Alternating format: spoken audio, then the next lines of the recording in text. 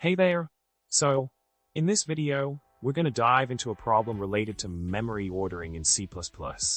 The problem we'll be exploring involves a scenario where a program, despite using a sequentially consistent memory order, sometimes prints success in certain iterations.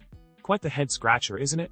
In the solution provided, we have a code snippet that sets up a multi-threaded environment with Boolean variables and atomic operations.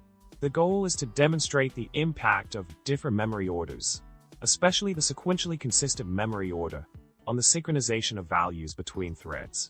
Despite implementing the seemingly correct logic, the program still manages to surprise us with intermittent successes. In summary, we've delved into a fascinating problem revolving around memory ordering in C++. Despite following the guidelines for memory synchronization with sequentially consistent memory order, the program occasionally throws us for a loop with unexpected outcomes.